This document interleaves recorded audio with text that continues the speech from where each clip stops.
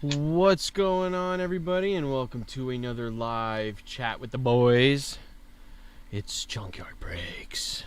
Junkyard Breaks.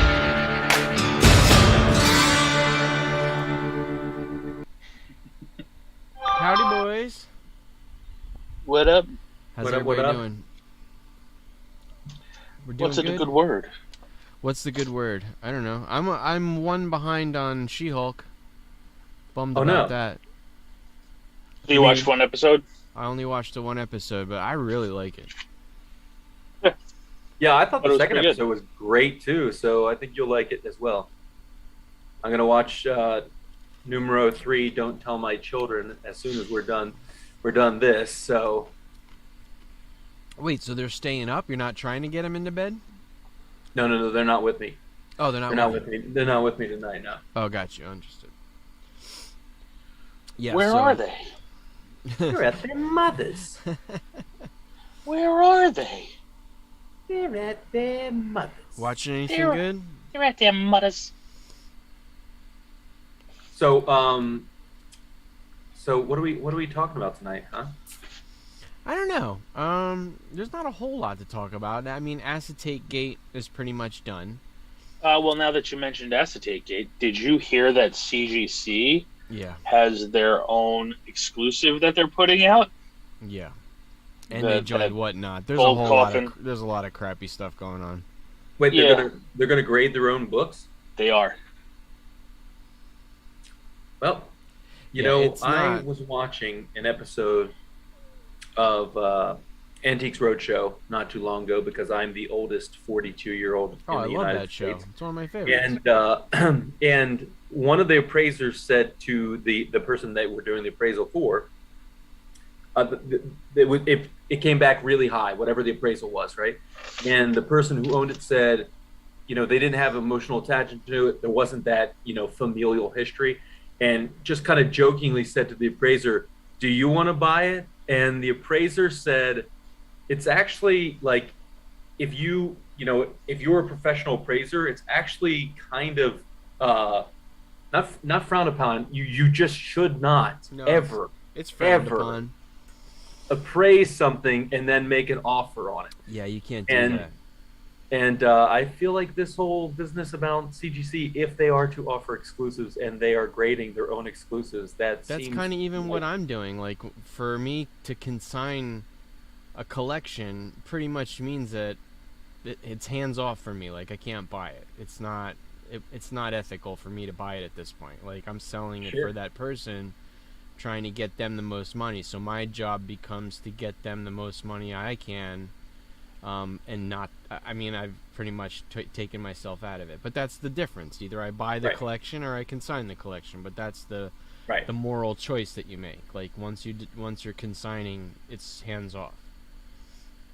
Yeah. I Yeah, agree. but they clearly. Yeah, that's Stubbed. weird. But so did she's? I mean, how did it was the girl who did it?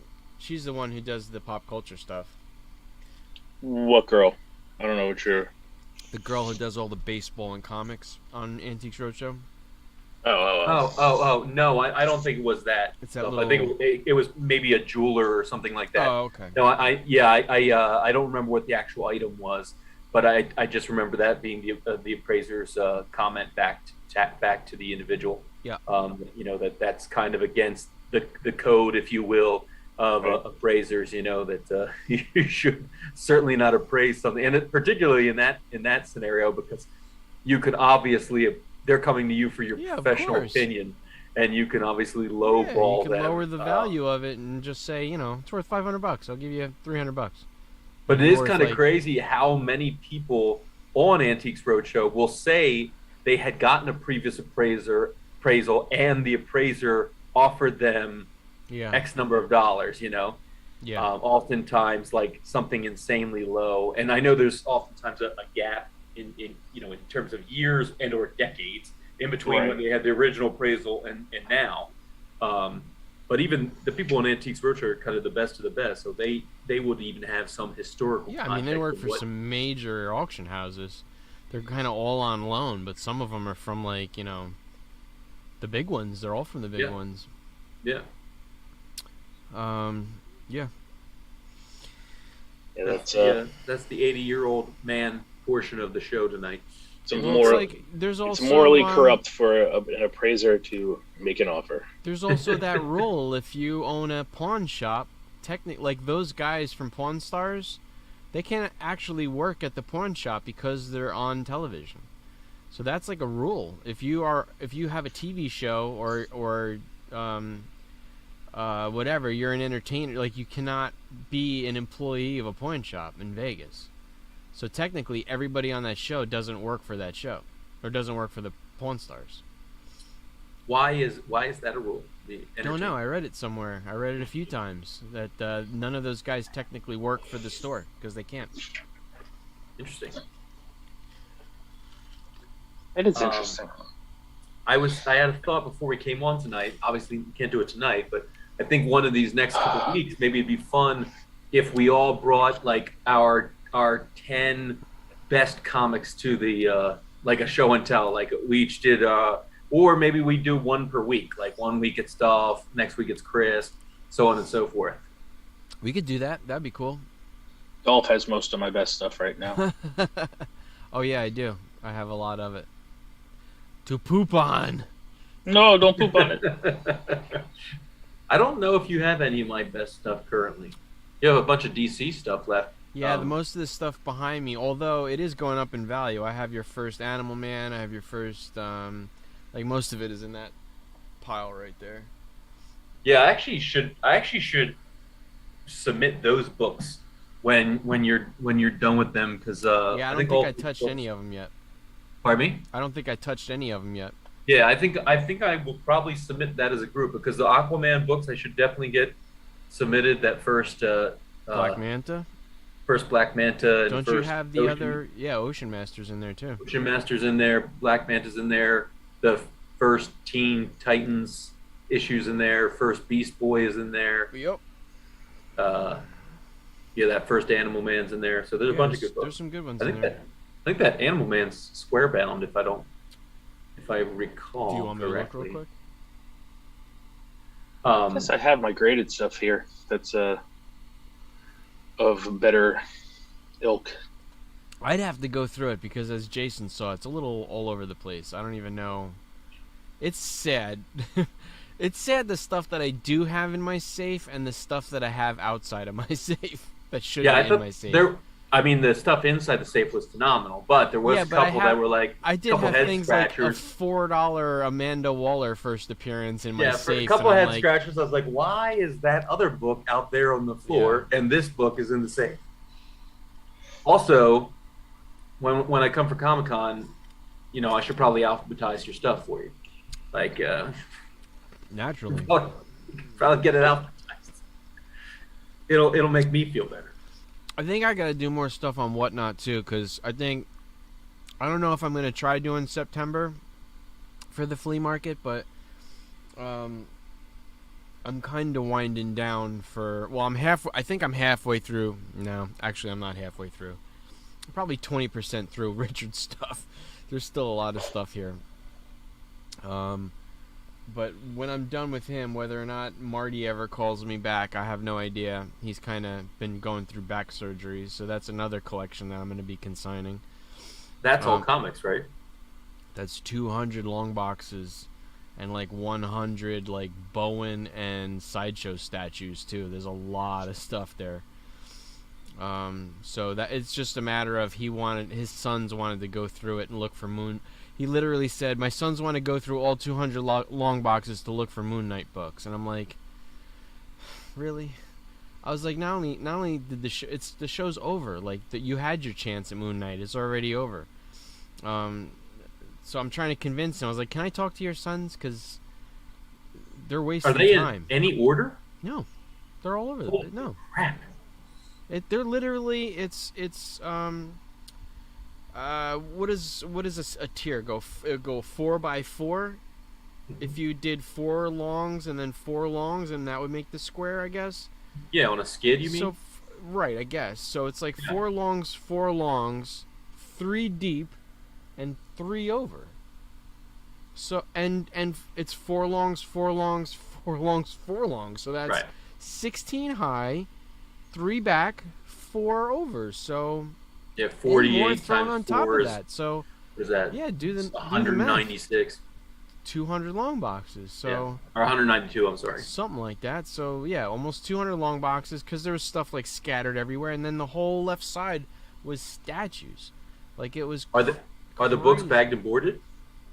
I only saw the first like 3 long boxes. I mean, it was certainly worth it for me to like. I wanted to help him. Sure. And obviously the only skin in the game I have is to sell them. So Right. I'll do my best to move all these books for you because you don't want to. So same thing. Like he wanted 50 grand, and I said I don't have 50 grand, but what I will do for you is, same with Richard. I will work my ass off for you, and I will, you give me a percentage, but I'll work hard for you. So same deal. Like, I'll do this, and I'll sell them for you, so you don't have to. Yeah. Because that's what I do. 60,000 books? Is that what that is? 60,000 books. Yeah. What statues has he got? Great ones. He's got some really good ones. He's got some of the I'm sure. They're all like the Bowen busts and the Bowen statues. So he had the Deathlock, which is one of the original Randy Bowens. He had that Thor where he's got the Mjolnir pointed out. He's got the Doom on the castle, which is that is officially Randy Bowen's favorite statue that he ever made. He's got that one. But Any then Hulk? I don't remember seeing Hulk, but I also didn't see. I saw 5% of it. Right. Those- I have a those- Bowen those- Red Hulk. Those appreciate too, right? I mean, those have actually. Some of those them are- did. So the bust, even though the boxes look big, the busts inside are very tiny. So like you'll get a Bowen box like this, right? It'll be like this big for a bust, right? And you think you're getting something substantial, and you will literally get something this size in it. Like it's so deceiving how like insulated each thing is. So like this isn't Bowen, this is Gentle Giant, but this is like the example. You'll get like this big box, and imagine a box like this much higher and this much lower, and it's a big box, and you'll get this little guy out of there. But your giant ones are Bowens too, right? Or are those No, side? that's all sideshow. The only Bowen I have is, you see that MODOK? Yeah. That's Bowen. Okay. I think that's the only Bowen I have. I have this bust. That's pretty cool. Yeah, that's a cool one.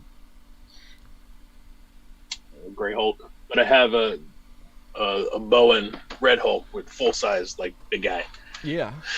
But when you said that, I was like, shit, if he had like a, regular Incredible Hulk, I'd be interested. Funny story.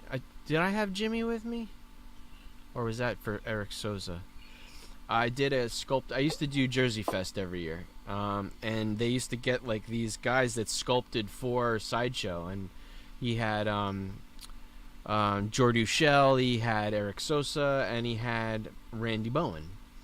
So Randy Bowen kind of fell off the face of the earth. He got into a pretty rough divorce with his wife, and I think he had to sell off a lot of the assets of his. He lost the license for DC and Marvel, and he sold off a good portion of his private collection, and this was part of it. So he did this sculpting class, and then the next day, or for the next 2 days in the weekend, he was selling off all of these like artist-proof prototypes, which I got my hands on a couple. Well, you and Jimmy did a sculpting class together. Yeah, I don't remember if it was Randy Bowen though or Eric Sosa. We did Okay. a Hulk. It might be Bowen, but the cool thing was during the class, towards the end, people were sculpting, but I guess we're all beginners. So he was going to some guys and hey Randy, can you help me out? I can't figure out this mouth. And what Randy would basically do is like, here, give me their sculpture, and he would just sculpt it. So they took the sculpture from the guy and it was a Randy Bowen's one-of-one sculpture, like because the guy he didn't know how to teach. He just took it over and did it. Yeah. Right. So he's like one of those guys where he's like, I don't know how to teach you how to sculpt, but I'll just make it better for you. He just basically sculpted the whole thing. Like Eric Sosa, he basically, that Wolverine back there, that is basically, I didn't make that. I did all the work, and he undid it, and that's an Eric Sosa original right there. Because I did work, and he was everything. like, "Oh, this looks good," Yeah. and then he redid it. Yeah, I basically like, here's a mouth, here's a nose, here's some eyes. In general, like, here's where the anatomy should be, and he just took over, and it looks just like something he's done. It's awesome. I love it. So there are a ton of Bowens that have sold in the last 3 days on eBay. It looks like those tiny busts, like you were explaining, tend to go for somewhere between like $40 and $60. Yeah, exactly. And then like the 18-inch figures tend to go for somewhere between $150 and $300 plus. Yeah, until you get to the OG one. So and then like there's a Silver Surfer. I don't know if it's the Surfer on the Meteor is like one of his most well known. His Doom, where his Doom is like one knee up on a castle, and his Thor are some of his biggest ones. Like those are most of his sought after ones. He's got a Wolverine too that everybody likes, and his Spider-Man, which also is turned into a bronze, is another like really good statue of his. Like he's got some because he's the first guy. Yeah, he started it. So Randy Bowen and company started it. I mean, Shiflett Brothers did Randy Bowen sculpture. I think even Mark Newman did some stuff for Randy Bowen. Like, it's not all sculpted by Bowen, but the Randy Bowen originals sculpted by Bowen are very famous. Dude, I gotta tell you, even the small Doom busts. Oh, they're awesome. They're his so good. Small Doom busts are still going for somewhere between $80 and $100. That one must be mad popular. Yeah, the one that's the one that's 14 inches tall is the one I think you're talking about. It's just the top kind of turret of a castle with Doom with his leg up. Those are in the $200+ range. Doom's got the got the B-boy stance. Yeah. Yeah, I know that one. He did a great one where he did the Fantastic Four. It's like build a family, so it's got the three of them in the front, and you can buy the Thing in the back.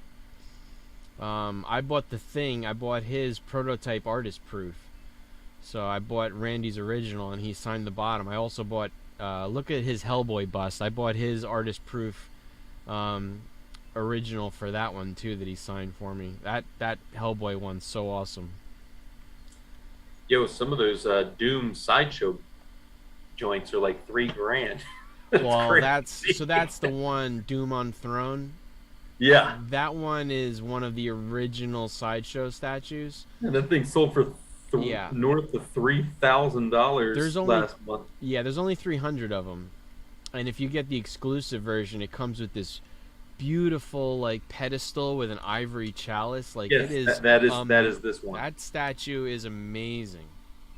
It's limited to 500 pieces worldwide. Exclusive version includes the standing goblet. That Spider-Man too is one of the OGs. That thing, I think it goes for like $2,000. That's actually really good pointing, by the way. Thank you. What's really cool about that statue, though, is if you turn it around, the sculptor did the whole inside of the interior of that room. So it's got like a wall outlet. It's got like cracked paint. Crazy. You'll never see it, but it's done. The whole inside of that room is done. He's on the outside of the building. It's crazy. So, boys, should we do pickups this week? Should we do?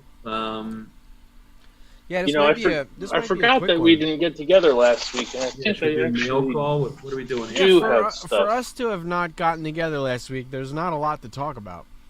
Right. Not a lot happened. Except for, like, DC, everything got pushed back. Right, DC got pushed back. Which is a bummer.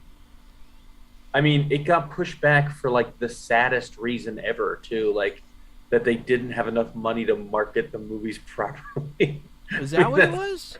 They said. They said they didn't have... I thought they're buying themselves some time to get them closer to the Flash movie. They said they did not... official statement was that there was not enough. They didn't have enough budget to market the films properly. That's crazy, man. How would you feel if you were working for that company and just the walls are crumbling around you? It's really interesting too because you know, I don't have what was Sandman on Netflix or Amazon? Amazon. I don't have Amazon, so I didn't watch it, but Sandman was reviewed really, really well. Freaking, you know, Sandman was. I still haven't finished it. I got one episode left, but it's awesome. But I mean, that was reviewed really well. Peacemaker was reviewed really well. So they have these spots where they're hitting home runs, and then it's, you know, they're like it's a baseball analogy. They're like Rob Deere from the late '70s, early '80s. It was a home run or a strikeout. You know, like there was no in between, no singles, no doubles. That's a good deep cut there. It's like Steve Balboni or Bob Horner. Yeah. It was everything home run or nothing. True, very true.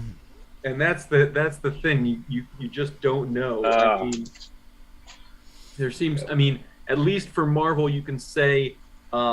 Well, I think what they found success by putting the right directors behind these things. Yeah, yeah. So like, where they, I really don't like Zack Snyder. I never liked anything about Zack Snyder, and I still don't. I think he took such a dark turn with DC. I grew up on Super Friends. Like I mean, I grew up on like Gleek and the Wonder Twins, and it was kind of like goofy and charming, and they were all like good guys. Like there was none of this like Superman's mad and Batman's mad and Wonder Woman's mad, and I don't know. Everybody's just pissed off, and I don't know. It's just everything is shot in some like gray haze, and everybody's just gloomy, and I don't know. Pissed off. It's just too dark for me. I always said, I think I said it from the start, I was bummed out when I can't take my son to see a Superman movie. Fair. You know, I think I like the darker stuff, but that's just me. No, I know, but are they making comic book movies for 40-year-old men, or are they trying to entertain the masses? I think you got to find more of a balance. That's why Marvel works, is because it's funny and colorful, and it's a little bit of everything, and it's not just despair. Well, it doesn't seem as if DC or Warner Brothers is making movies for any demographic. No. But even the things that they're finding successful, like the Joker, I don't want to see another one. They're done. Right. I'm done with that. Like, I don't want to see that again. Yeah, and it was interesting you're saying about the director, right? So I'm not a huge fan of like the huge over stylized violence and stuff like that. Peacemaker had a ton of that, but I also felt like Peacemaker actually had some heart. Like you cared about Peacemaker's character, you cared about John Cena's character. You actually could feel the team caring about one another a little bit more as the show went on. Yeah. Because it was done really well. Yeah. Those relationships were crafted in a way that they were believable, even if they were kind of, you know, hyper stylized and stuff like that. Yeah. Well, dude, once they introduced Vigilante into that whole thing, it just took off. Yeah. Like, yeah. I mean, hell, you can even feel a little bit for Eagly. You know what I mean? Like, who doesn't? But like I'll give 30% of it to Cena, and I'll give it all to James Gunn. The guy has a way. He knows what comic book movies are supposed to be. Yep. Well, his Suicide Squad, as opposed to the previous one, was miles. I loved it. Miles better. Yeah, I loved it compared to Suicide Squad 1, where I still don't know who the bad guy is. Who was the bad guy?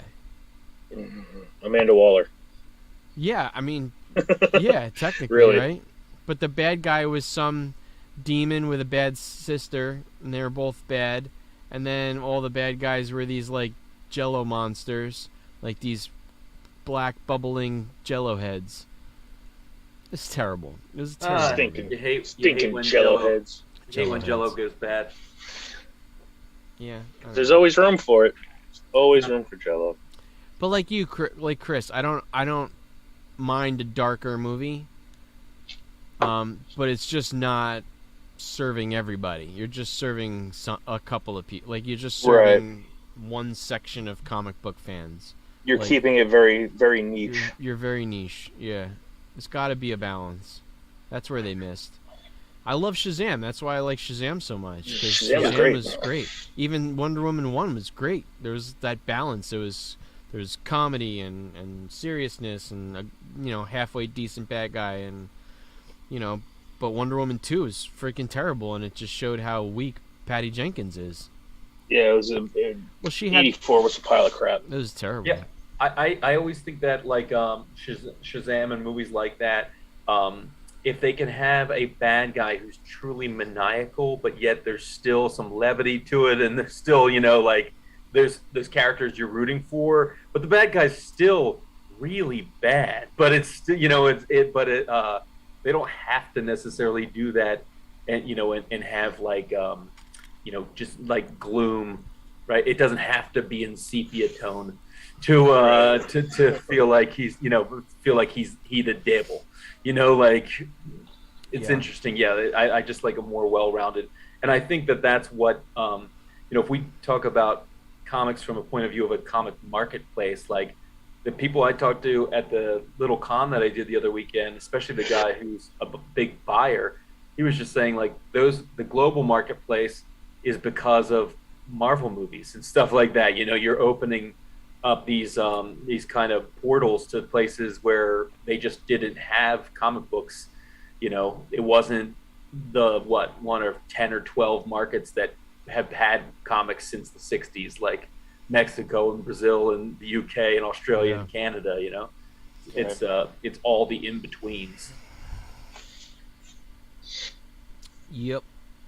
I don't know. I still am not. I'm not sold on Black Adam. I think the Rock is gonna ham it up. I really do. I think he's gonna be a giant ham sandwich in that. I don't think the Rock is gonna do well. Ham sandwich with extra cheese. Oh my God, he's gonna whatever we hated about what's her name in Obi-Wan. I think Rock is the same. Like he's a ham sandwich. Either he's like I said, he's either like great as like in a kids movie, or he's good as the sarcastic hero. Yeah. But he doesn't do bad well. Just straight up bad. Like everything where he's a borderline bad guy, there's a lot of humor there, and I just don't see that for this character, and he doesn't do just a bad guy. Cuz then he just he doesn't do angry. That's why when he was a bad guy in wrestling, they had to add that comedic element because he doesn't do bad well. He does bad with sarcasm, like he's an asshole well. Right. He does this thing well. He's a sarcastic ass, but he's not a bad guy. So I don't know. I'm not sold. I really think it's sell your Shazam books now. He's a bad heel. I don't think he's gonna do well. I really don't. I don't. Well, the good thing is I never got my hands on any of the really valuable Shazam ones anyway. So I will sell my Black Adam #1 from 2010. And that's kind of why I was avoiding Black Adam books. I didn't buy anything Black Adam. I'm not. And I think if you were to buy anything, there's so few that are worth getting too. Like yeah. Well, there's only the Shazam book from the 70s. Yeah, Shazam 28. And then Marvel Family 1 from like 1940 or 1939 you're not getting that. Or whatever. That's thousands for that book. So then you're getting like you're picking off these fringe Shazam books like that First Appearance of Isis, which isn't that expensive, and then like you're probably the first Silver Age Dr. Fate. That Atom Smasher book is within reach for a lot of people, but you're talking about those fringe characters now, and then I don't know. It's DC again. Like, I don't know. Yeah, the next best Shazam books that The ones from 2021 that you could buy at $5 and all of a sudden they're $35. Those books are in like the 52 run, like the 1 through 52 run. But there's not a whole lot of those kinds of books other than again like Black Adam #1, the one that had was a Boss Logic cover, that cool kind of painted or charcoal cover. Yeah. And then the Black Adam #1 variant by Alex Ross is pretty expensive. Yeah, I'm just the 52 books have gone up. I'm not investing in Black Adam. Yeah, $10-$15. Some of those ones, like the first. I had that run, so I'm like, ooh. Yeah, the first appearance of Second Isis. What's the first appearance of first new Batwoman is in that as well. Kate, what's her face? Kate Kane or something like that. That's issue 18, I think. That's like a that 20, book. Since that TV book. show came out, I'm not going near that book either. That's another one. That book. That TV show destroyed that market. What Batgirl. What market? What is it? Batgirl. Oh, okay. Sorry, you cut out on it. Yeah. Yeah, I mean, it made me want to read Kingdom Come again. That's a good. Oh, there you go, Kingdom Come. That's another one. Kingdom Come's a good story, but I don't know if it has legs as far as like investing. This is why, Jason, we got to come up with our own top 10. Yeah. I really do think, like, because I would be way different than Key Collector. Yeah, I really feel like now, like, it's funny. For all the more I've been doing this, my opinion, my mindset has shifted a lot. Like, at first, I was just looking for like kind of any keys that I thought had potential to move, whether they were Bronze Age, Copper, Modern Age books, things that could move big. Now I think I'm a bit more discerning. Not in my buying and reselling. In my buying and reselling, I'm literally trying to put books in the hands of people that want them. Mm-hmm. But if I'm talking about things that I believe in to collect like long term, it's going to be, if it's modern, it's got to be, characters that I'm very confident have legs, like Miles or Spider-Gwen. They gotta be good guys. They have to be good guys. I think they're not going to do dirty, right? And those books are already expensive, so if I can find them, it's going to be by happenstance or in a collection or something like that. I'm not going to seek them out for $900. I just don't have that kind of money to put into them. I would say for modern across the board, stay away from bad guys. It's just not worth it. The way they're like just going through them, they're like dirty underwear. I would stay away from all modern bad guys, but I would go hard. I would go really heavy on all the modern good guys because they seem to be going through the roof, a lot of them. But like you said, you're right. You have to be a little bit more discerning. Miles Morales was a great buy 5 years ago. I think the only DC bad guy that's holding any kind of steam would be Punchline. I think they're going to keep her around and use her. You think they're going to use her? I think so. Yeah, I think she's like one of those characters the only way they'll use her is in that Harley Quinn cartoon, which is great, by the way. Right. But that's probably, you'll see her in that, and that's it. I'm sure you'll see her in that, but I think they'll bring her around. I don't let your kids watch that too, Jason, but it's amazing. It's really, really good. Listen, I'll let my kid watch it. I've learned if it's on HBO that unless it's Sesame Street, I'm gonna preview that John first. So yeah, Harley is a great cartoon. It's it's good. pretty amazing. Yeah, it's so good. It's the other thing DC has always done well. Their animated, the animated stuff. Their animated stuff is amazing, and it always has been, except for Killing Joke was terrible. And so was Hush. And so was Hush. I loved the 2-part Dark Knight Returns was really good. But Joker, the Killing Joke was really, really bad. So wait, they tried to create an animated one-shot or a one-off movie? They basically animated the book, but they added a lot of weird relationship stuff between Batman and, was it Catwoman? Mm-hmm. Yeah, they were like Yeah, they were like banging, and that's not in the comic. It was like, what is this? It didn't belong.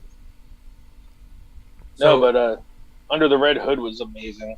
I love that one. That's like one of my favorites. Even the New Frontier was really good too. New Frontier was great. The Aquaman stuff was good. Flashpoint was good. Like, all of their animated stuff has been done really, really well.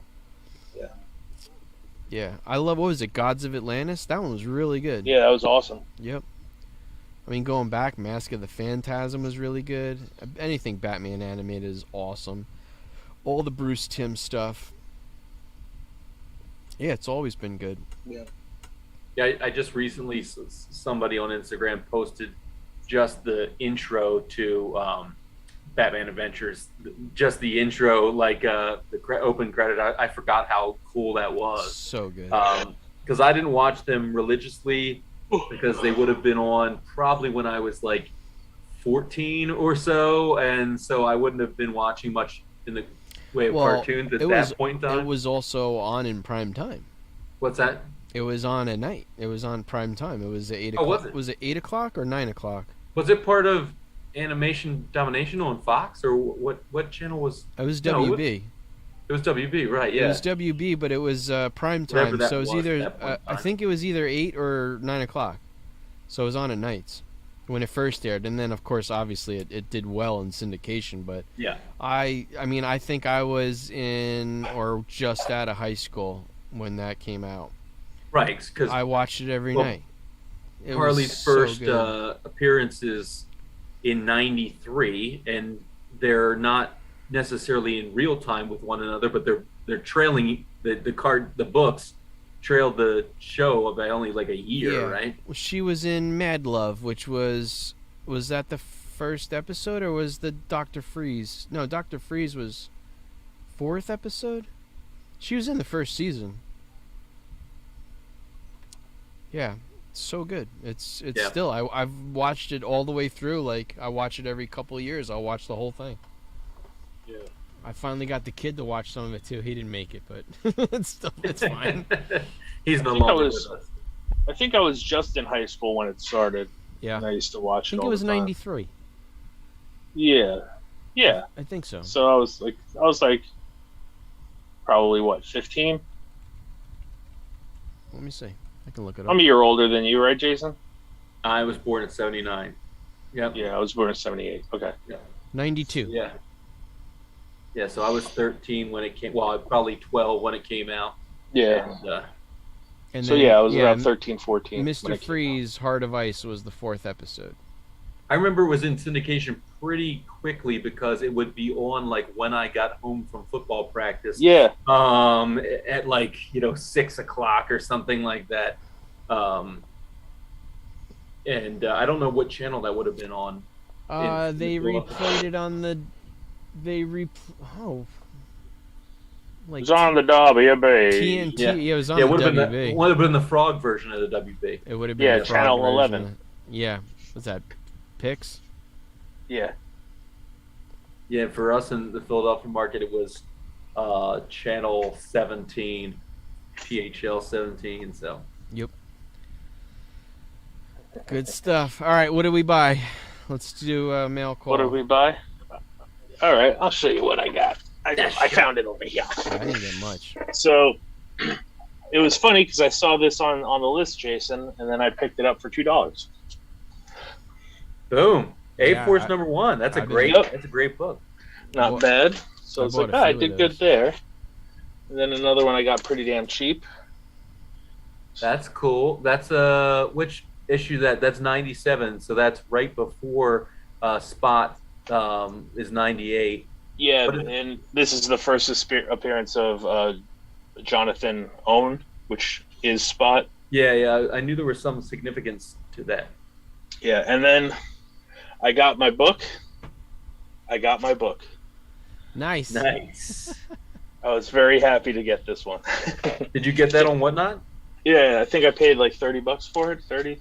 Yeah, $30. He's a character. They got to do him right. He needs a full feature. He most certainly does. Because, and you know what? If you think about it, the success that Marvel has with Deadpool, they need that sarcastic brute. I was just gonna say who that. Who directs the Deadpool movies? That's who they need to get. I was just gonna say that though. It feels like somebody's got to try to make it on their own and like fake DC into making it like Ryan Reynolds did. Right, you know what right. I mean? Like Ryan come out with a really awesome trailer and they're like, you know, it's like a proof of concept. And like, all right, because he was in Krypton. He was in a 2-episode arc in Krypton. But they picked a really skinny guy. They picked an Aussie, which Lobo's great with an Aussie accent. But they picked a really skinny guy. It was weird. Was he like? Did he ooze a little bit of that borderline sleaze? That, he was great. He did all the things Lobo does. He like got disintegrated and he like rebuilt himself from sludge. Like he did all the things Lobo's supposed to do. Well, that's awesome. But yeah. I would watch it just for that. It was the 2nd season of Krypton. It was really good. That's another show that shouldn't have been canceled. So, and the last thing I got here was there's this girl that she was asking she was joining everybody who like talks about comics, and she was asking a lot of questions, and she started her own page, and it turns out that her father died. And her father was like a huge comic collector, and she's like, I don't know what to do with all these things, this and that. And we're all like, read them, like go for it. But there's like, you know, kind of like your buddy's collection, like it's like that. And she's like, I'm gonna keep like some stuff because it's, you know, my dad. And then she started a Whatnot page, so I checked it out, and she didn't really have too much that day. I know she's had some stuff before, but. I love Ostrander. Yeah. Like, and awesome. She had a Spectre run. Nice. So I was able to pick up 1 through 12. Cool. Yeah, those are great covers. There's some really valuable books in that run too. The latter issues. Yeah, but like I said, I was like, oh, I'll check it out, and then I saw these. I was like, no, this is something that I'm interested in. And I bought this whole, I felt bad because I was like, I think of the only person who bid on the set. I think I got all 12 of them for $3. Wow. Yeah, that's crazy. Yeah. Wow. So, but yeah, so I've been checking out what she has, and there's not a lot. I mean, it's not that it's like garbage or anything. It's just stuff that I'm not interested in, you know, so, but, the stuff that I am interested in, she doesn't get around to. She's a little disorganized, but you can't blame her. You know, yeah, of course, doing her thing. Yeah, but yeah. So that was those were my come-ups for the last 2 weeks. I gotta go get I got 2 stuff over there. Hold on, I'll be right back. Jason, you want to go? Go ahead. So my biggest was a miss on my part. I already texted you guys. So I was at the flea market selling on Sunday, and typically I walk the flea market that I sold at. So I've sold about 5 times, I guess, this summer, and then probably gone as a customer 3 or 4 times. Every time I go as a customer, I'm almost wholly disappointed. Although I have had some scores at that flea market before. So. Anywho, I'm on Saturday. I'm sitting there. I'm selling. I see a guy walk up. His girlfriend has a couple books in her hands. I was like, "Oh, you guys find somebody else selling comics?"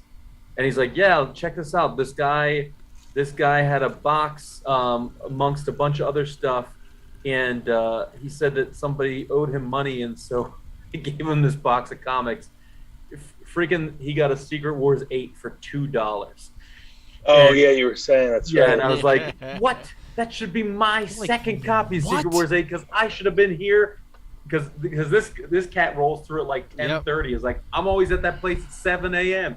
Right. So that should have been mine. But anywho, these are from the previous weekend. I think I spent $18 total on all of this stuff. Really nice copy of Turtles 60.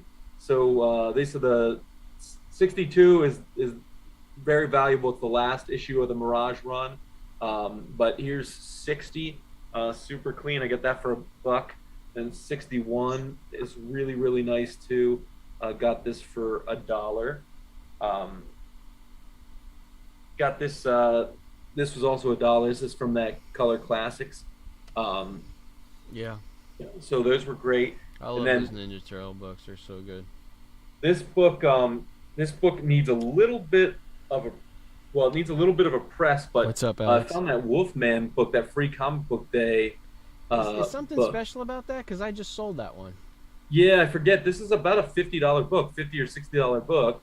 Oops. And Whoopsie. so so it's Somebody got that for $5 at my table.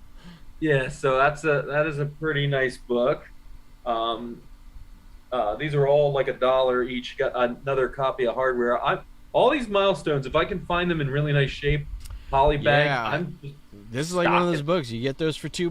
Polybagged hardware stacking- icon. stacking all of these. Yeah. And I'm Static certainly Shock. looking for the latter issues. I kind of have, and I don't even think I'd sell it. I would love to find Static. What is it? Static With the last issue? 38. Is that the last issue? Something like that, but the Mobius cover. Yeah, It's not worth a ton of money, but it's just. Or I'm sorry. Morbius. Mobius. Mobius, yeah. It's such a gorgeous cover too, Yeah. and just really, really cool. Found another copy of this. This is actually where Rhodey kind of finally takes over. 280, obviously 282, first War Machine. 283, second time they use the War Machine. Yeah. But this is the actual first time Rhodey kind of rocks the War Machine stuff. So found a bunch of the more Secret Wars for $1. So I'm gonna pick these up Yeah. every single time I'm Why finding them not? for $1 at this point in time. And everybody who's listening, go read it. It's a great story. Every time I'm finding Spawn now, I'm just getting them if they're $1 or $2 because Yeah, why not? everything's kind of heating up. So just random Spawn issues, especially after the first 10 or 15. And then these were really cool. This guy had this. This fellow was on Facebook Marketplace. Just the most random selection of books in his little thing, but they had a couple of cool, really nice condition Judge Dreads from the Quality Comics. This is issue 1. After and then Eagle. I don't know if this is the first time he uses the stupid "I am the law," but there is some significance about this one, and that's such a freaking great cover It's a too. great cover. That's So- not Bowen though, right? What's that? That's not Bowen, is it? This is Steve Dillon is the artist. So this run is from '87, I think. So this is like kind of first in a regular format, I think, post 2000 AD stuff. No, he had the run in Eagle Comics, the UK Oh, that's book. true. The Eagle Comics that's would have the been first one. '86, I think. And then he came out to the U.S. and he had his own. The Judge Dredd one was his, but that was Marvel, wasn't it? mean, the DC. Eagle Comics one would predate this. This Yeah. is Quality Comics. Eagle predates that. And the Eagle, I think, is in a format that's like the Tick. Isn't it? It's not. I wouldn't even call it premium, but it's a bigger book, isn't it? No, Oh, I thought that for whatever reason I thought that no, was the a Eagle bigger... one is the one where he's just Yeah, like this. yeah. No, that's a regular format. Okay. And then these were also in this guy's random lot, and I just think they're cool stories. And there's a bunch of Lone Wolf and Cub. Lone Wolf and Cub. And those for are great. $1 a piece when they're in really nice shape, Yeah. I just got as many of them as I could. So Another there's good story to read. 2, 3, and then Are those your prices or that's what you spent? No. These are I have them in my box, my price books box now. And then So you love them so much you're flipping them. 8 and 9. Listen, you can't hold on to them all. I know. So there's 9. Says who? True. Says my bank account. So that's my pickup. I have 2. I purchased 2 lots, 2 cool lots on Craigslist, but I should have those next week, so I'll just show them next week.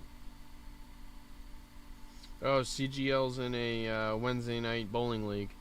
Yeah, I just saw that. Might not be able to make it.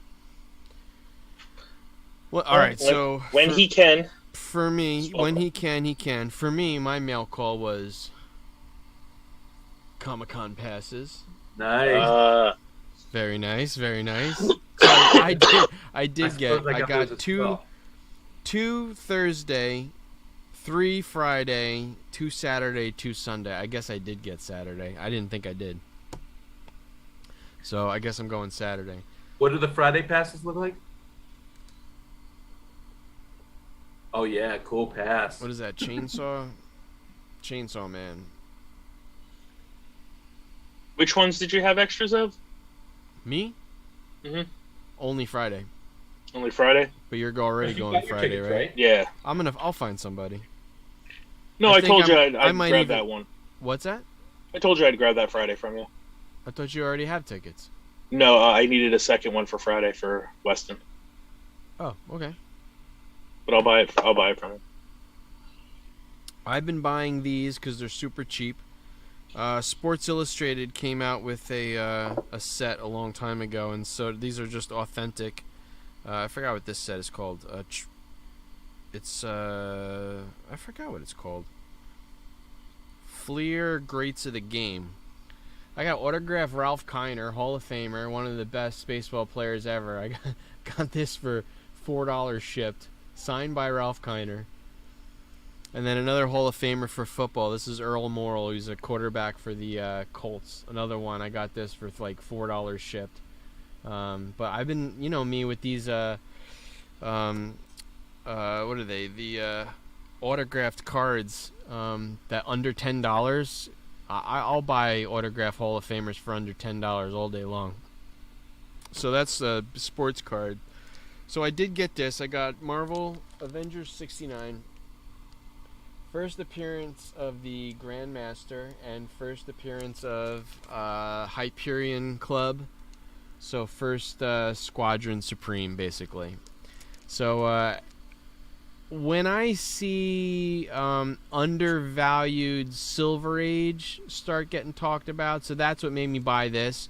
Not only is it Grandmaster, it's also Squadron Supreme with Hyperion and all that. Even if it doesn't come to fruition with Cavill being Hyperion, this is still a nice book to have. And first Grandmaster, I think they're going to use Goldblum again. So that's pretty high grade too. 7.5 is nothing to sneeze at. It was not expensive. So what I like to do is I like to look at when I see a book I like this, I'll immediately go to the mid grades. I'll go to a 5.5, and I'll see what it's up. And then I'll see, well, $10 more, I can get a 6. And then if I see a 5.5 at like say 200, and then I see a 7.5 for like 275, I was like, for $75, I'll just get the 7.5. You know what I mean? So I'm like, I have very little into this book. It was super cheap. Of all the 7.5s, this one was the cheapest. So I thought it was a good investment. Either way, it's Avengers number 69. That's my big buy this week. But I haven't really been buying much. I'm in full sell mode, trying to get enough for Comic-Con. I don't think I'll get there this year. It might have to be next year. It's a bummer. I don't want to settle for anything. I know if I go with some money and I'll be like, well, I can't get the Hulk. Maybe I'll get like an FF48, a nice high grade. But I don't want to do that. I want a Hulk, so I'm gonna hold out. So if I can't get one this year for the dollar amount I want to, I'm gonna hold off next year, and then I'll just be able to get a higher grade next year, I think. Maybe. I mean, they've really kind of cooled off for a little bit. I mean, yeah, they have. I saw, like in Key Collector, the 1.0 sold for 9. 2.5s are still going for like 25 though. Yeah. I mean, everything like that picks up pretty quickly. Yeah. And then they stall out a little bit between like 4.5 and 5.5, and then they just start. The 4.5 that I could have got. I could have got a 4.5 last year for the amount I spent for Amazing Fantasy 15, and that one went to 46. And not that I'm concerned about it. My Amazing Fantasy 15 is like 3,000 less than what I paid for it. That market really cooled off. What's up, Rafaust? So yeah, but I'm not concerned. That's a book that I'm gonna have for 20, 30 years. So I completely agree with that. I mean, like I said, books that I believe in now, I think are I would I'm looking now to buy and hold if I can find them. Again, you guys know I'm cheap, so I'm gonna like if I find them, they're No, I'm gonna cheap be too. fine. But I'm looking for classic covers because I just think they're evergreen and they're gonna be there. And you know, we've talked about this too, like villains like Doom, you can't go wrong on. So like things like that, I believe in. So I'm looking for classic covers, big artwork, and then I'm same thing with you, Dolph. Trying to identify like things that are key and they shouldn't have anything to do. Well, I shouldn't say they shouldn't have anything to do, but they don't have to have something to do with movies or TV properties, but they're just characters. It's they're part of the zeitgeist. They're pop culture. They're forever. It's like Elvis Presley. You get the first Spider-Man, it's Elvis. It's like it doesn't go anywhere. He's as famous as Mickey Mouse. Yeah, like I wouldn't buy Craven books because of the Craven project that's coming out. I'd buy Craven books because he's an iconic character, you know. I mean, Craven's Last Stand is still a good run to invest in. And each book's going for like $20 now. I mean, that's way more than they used to, but I mean, that's whether they touch on that subject or not. If some of the rumors are true and it's Craven's kid instead of Craven, and then they might touch on Craven's Last Stand in the first like 5 minutes, and that's his motivation for going after Spider-Man. I mean, that seems very likely. The two ASM books in that arch are like $40 books now. Yeah. Mm-hmm. They're just continue to kind of creep up little by little. Yeah. But I mean, if you were to give me a top 10 list, tell me like I have to make a top 10 list right now. My number one is still FF48 as far as an undervalued key that is going to go to the freaking moon. That book, and I'm also going to say I'm still holding to Dr. Aphra is still a book that is so undervalued, and she hasn't been named. Like they're like circling the toilet, like just I think that book is gonna fly. That book and Thrawn have both cooled off considerably, so you could be kind of stacking really good those time to right get now. Thrawn and Aphra, and but what I'm gonna say is like if you're going mega key Silver Age, get FF 48, 49, 50, Silver Surfer 1. Those books are, even you buy one for like a 4 or 5 for like $1,500 now, do it. Go get it now, because that is going to be a $4,000 book in 3 years. I guarantee it. Yeah, I mean, look at Daredevil 1. I mean, I know Daredevil comes out in his own Daredevil title, 1 is another one. It's still undervalued. Yeah. I mean, that is like a monster character. He's gonna be like the Nick Cage of the new Marvel. Like he's gonna be hopping in and out of movies all over the place. Daredevil is gonna be a monster. Daredevil 1s are still, you can get a 2.5 for $4, I think now. If you got $4,000, or your tax return next year gets you halfway there, you can't go wrong with a Daredevil 1. Yeah, I think there's a ton of those kind of books that are out there right now, and stuff that just kind of been ignored wholly for a long time. Oh, Rafaust is saying, what do you think of Tales of Suspense 52? That's Black Widow. Yep. And 57, that's Hawkeye, right? Yep. Cooled off. I would definitely say they cooled off, but those characters are evergreen too. Like they're not going to go down. And to be perfectly honest, like when I seen them, I mean, I sold my first Hawkeye, which was not in great shape, and I should have held on to it. I think I sold it for like $200. Mine's busted up, but I'm not. It was rough, but those Tales of Suspense books I see in worse condition. I don't know why, whether it was the paper quality, whether people just loved the stories and they read the crap out of them. But I just upgraded my number 50. I got my Mandarin upgraded. I love that cover. Yeah, Like Crimson I don't know. Dynamo is a great one. I don't see those in high grade as often as I see other books. Nah, they're real delicate paper on those. I know So, my I bad think- copy of Mandarin's got that Marvel chipping all over it. Yeah, I don't think you can go wrong with any like classic Avengers Nope, characters. no, especially good guys. All the good guys are great investments. Yeah, I mean the First Vision has cooled off considerably too. I mean, Now's a great time to get it. Yeah, and it's got one of the greatest covers in that in that run, in that Avengers run, and and he's still a character that's got a 60, 70 years arc to it as a character. So. Yep. Yeah, I also would get that. Oh my God. Hold on. Just want to see real quick.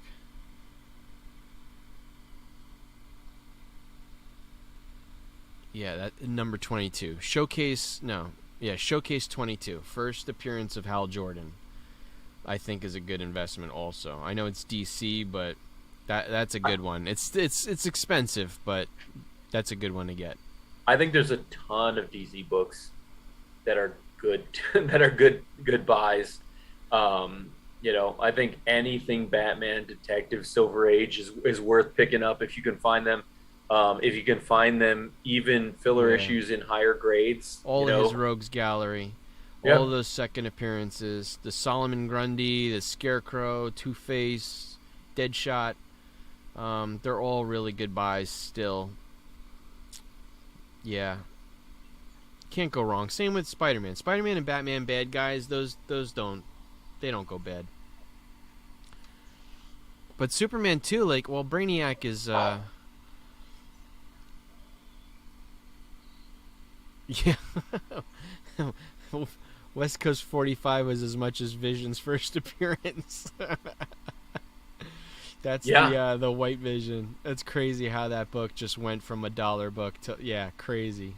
A friend of mine recently got a 3-pack at a flea market. Yeah. And West Coast 45 was still in the polybag 3-pack, Yeah. And I think you got it for $1 or something like that. But yes, that West Coast 45 in 9/8 was all of a sudden north of $1,000 when the movie was out or when the TV show was out. Yeah.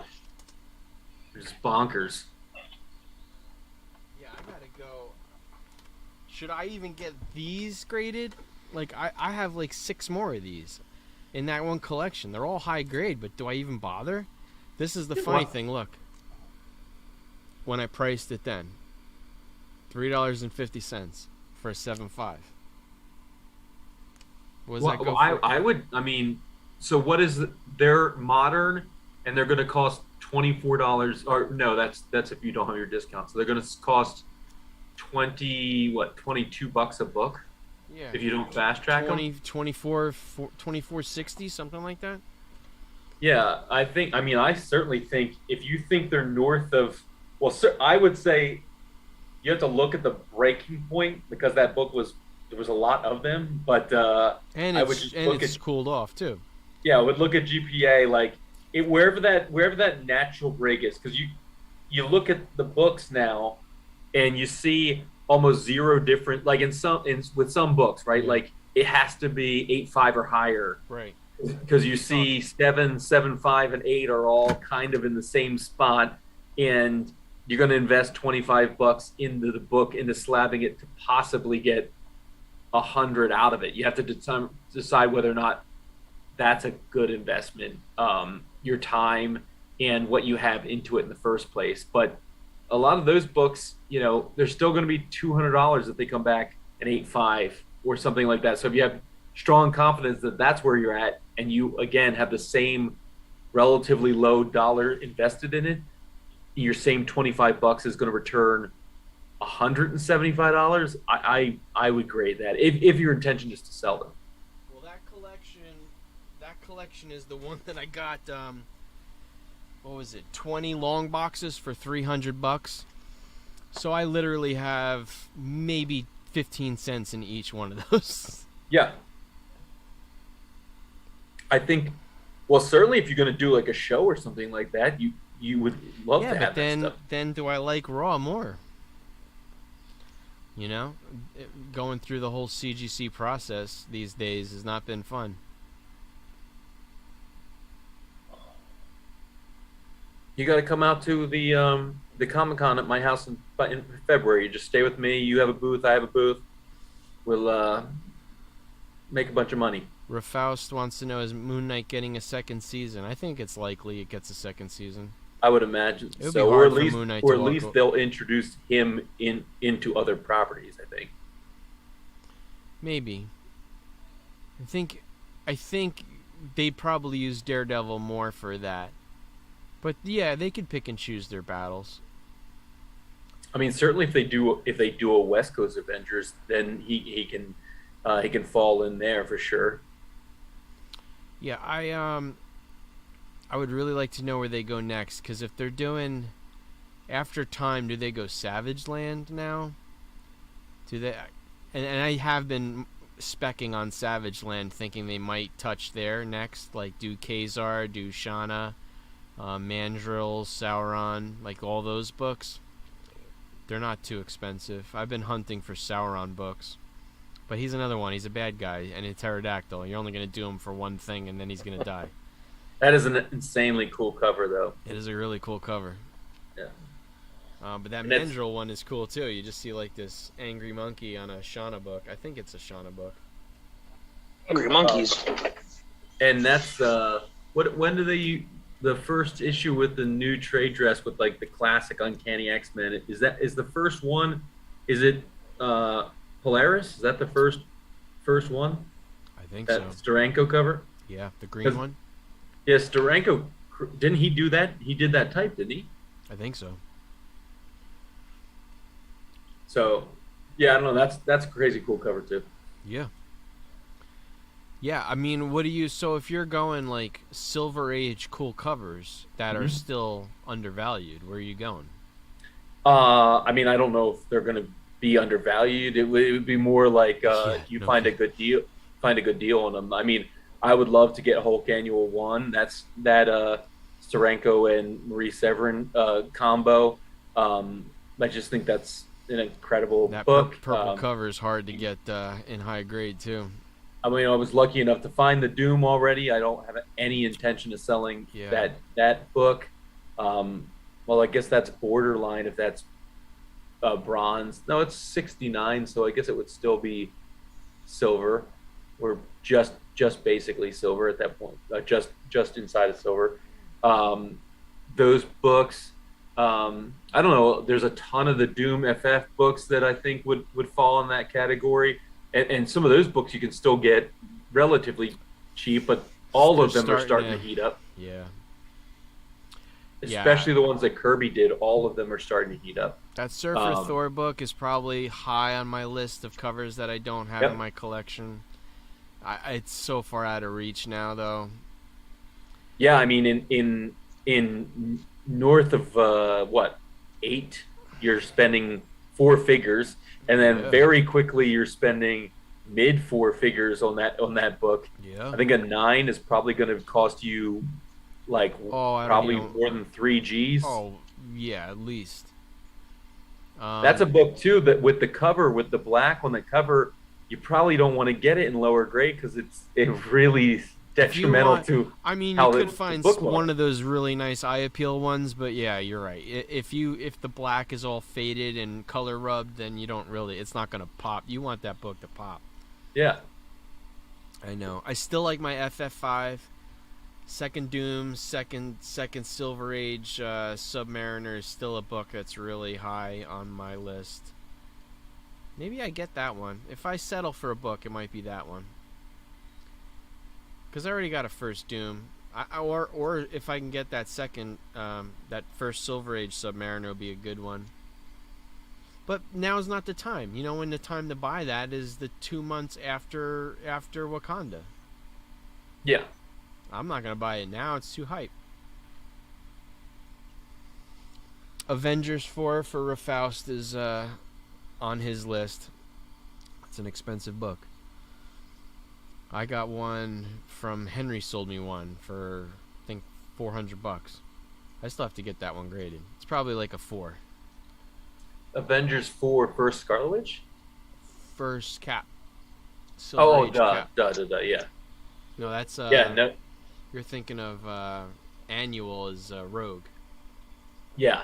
Yeah, no, that first cap is crazy expensive. Yeah, I think you can't go wrong with most of those Kirby covers. No. You hit the nail on the head that Surfer 4 is an incredible cover.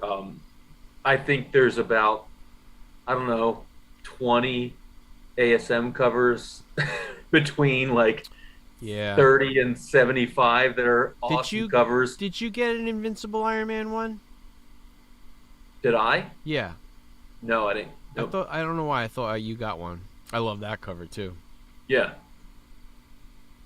Yeah, all of those the reintroduction number ones are great covers. Yep. I've seen a lot of people posting recently Hulk 105, so the 4th issue of when they relaunch his solo title is that great one where he's kind of like walking through, that is a great cover. Yeah. Yeah, I don't know. I think that's kind of where I'd like to be, at least if I find, I don't even see Silver Age often. I think the ones that I own are the most that I see. Yeah, you don't. You really don't see Silver Age often. Oftentimes. It gets snapped up really quickly. Especially in the wasteland that is where I'm at right now, in terms of, I actually had my first call today from my yard sign though. Oh, cool. Yeah, so I don't know if anything will come up from it, but I did get an actual call from the yard sign. That was cool. I should do that. Just put a sign on my lawn that just says I buy comics. Yeah. I don't think my wife would like that though. It's almost like advertising that I have a lot of comics. Well, it's certainly advertising that you buy them. It's certainly advertising that I buy them. Yeah. So. All right, so key collector top 10. I think I'm 8 out of 10 on this one. Christopher has one still holding strong. I have one this week, so. I did see the in like the runners up or the trending. Yeah. That did you? I don't know if Jason's he said he didn't watch Sandman, but did you watch the bonus episode yet? No, I haven't even watched the last episode yet. There was a bonus episode that has 2 like kind of one-shot stories in them. Yeah, I did see Chris, that. I sold you that book. Yeah, I was just gonna say. I was like, I just came across it today and said, "Hey, I got this."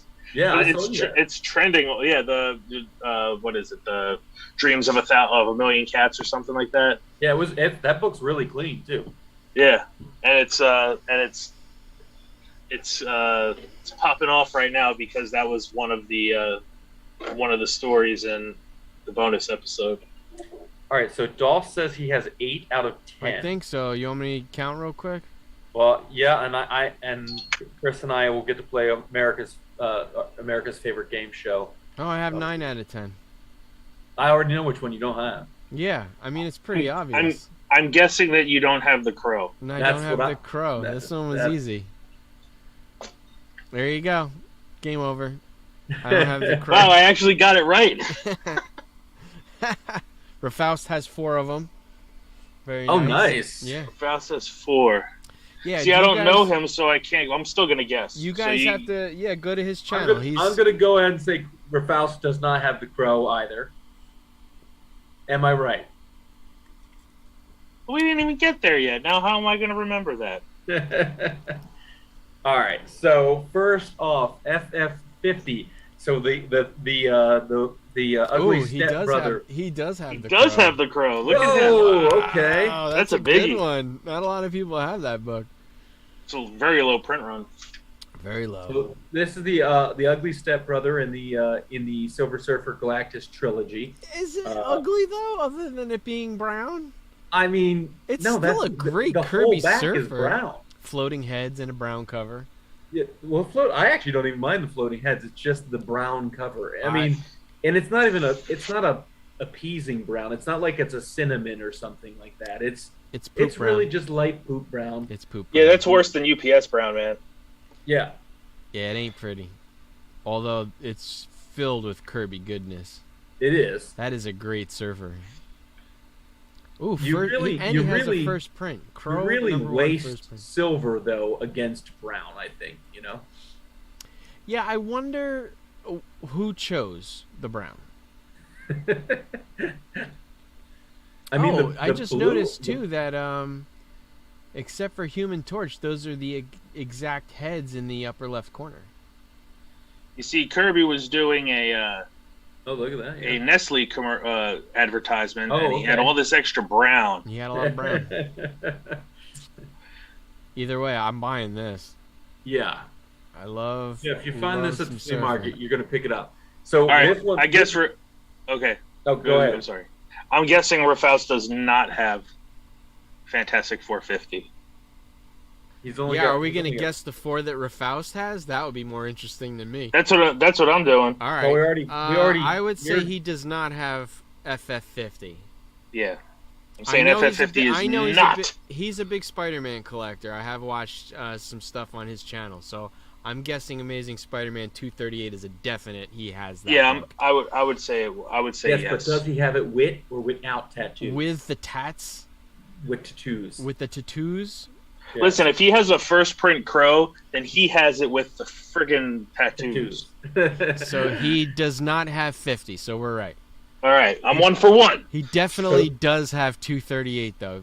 Yeah, Rafaust has I'm with you on that. Hobgoblin for sure. This book, though, I mean, so the interesting thing, a 1.5, $225. So that is, Yeah. Dolph, you were talking about 48 and 49. I mean, if I would a get all three, 1.5 48, of 49, 50 is 50. now selling for 225. You better get your 48 and 49. Yeah. Or else they're going to be gone. Yeah, 48, 49, and 50 are the three. I'm definitely buying all three of them. I have all three of them. I want to get multiple versions. I fell. Did you fall? I fell. Oh Lord. Yeah, 9.0 for 3,800. I would rather take that 3,800 though and buy a 5.0 for 48. Yeah. So I Well, didn't. you can get higher than 5.0 right now too. For You can 4? probably- yeah, you can probably get a 6.5 right now. For I think. 4? Yeah. Yeah, I would do that in a second. So, anywho, at the flea market, I'm buying 50.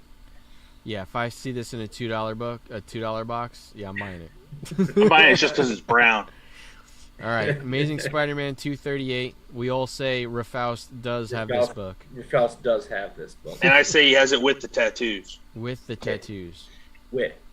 With. So you can get this one in a. I didn't know this was a Mark Jewelers. Yeah, I think will be solidly in that. Ah! Ah, he does no tats. Okay, so I'm 1.5 right now. That's my It still counts. We all 1.5. We know he's got this book though. I mean, the fact that a 4.5 Mark Jewelers sold for $355.